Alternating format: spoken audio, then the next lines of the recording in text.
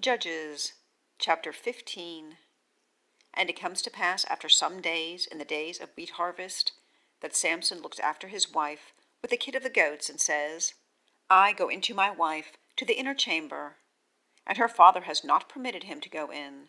And her father says, I certainly said that you surely hated her, and I give her to your companion.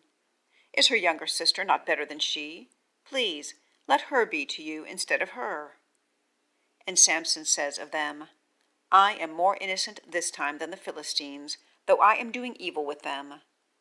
And Samson goes and catches 300 foxes, and takes torches, and turns tail to tail, and puts a torch between the two tails in the midst, and kindles fire in the torches, and sends them out into the standing grain of the Philistines, and burns it from heap even to standing grain, even to vineyard and oliveyard.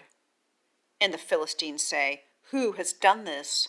And they say, Samson, son-in-law of the Timnite, because he has taken away his wife, and gives her to his companion. And the Philistines go up and burn her and her father with fire. And Samson says to them, Though you do thus, nevertheless I am avenged on you, and afterward I cease. And he strikes them hip and thigh with a great striking, and goes down and dwells in the cleft of the rock of Etam. And the Philistines go up and encamp in Judah, and are spread out in Lehi. And the men of Judah say, Why have you come up against us? And they say, We have come up to bind Samson, to do to him as he has done to us. And 3,000 men of Judah go down to the cleft of the rock of Etam, and say to Samson, Have you now known that the Philistines are rulers over us? And what is this you have done to us? And he says to them, As they did to me, so I did to them.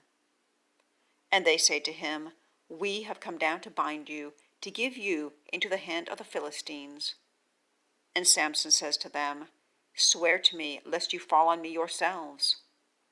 And they speak to him, saying, No, but we certainly bind you, and have given you into their hand, and we certainly do not put you to death. And they bind him with 2 thick bands, new ones, and bring him up from the rock. He has come to Lehi, and the Philistines have shouted at meeting him.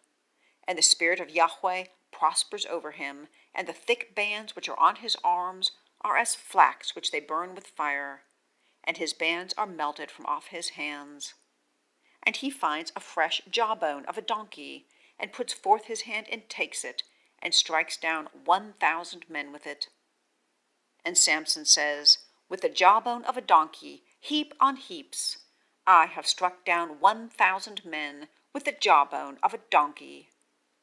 And it comes to pass, when he finishes speaking, that he casts away the jawbone out of his hand, and calls that place Ramath-Lehi. And he thirsts exceedingly, and calls to Yahweh, and says, You have given this great salvation by the hand of your servant, and now I die with thirst, and have fallen into the hand of the uncircumcised.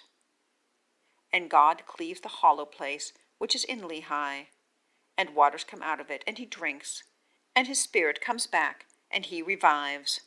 Therefore one has called its name, the fountain of him who is calling, which is in Lehi, to this day.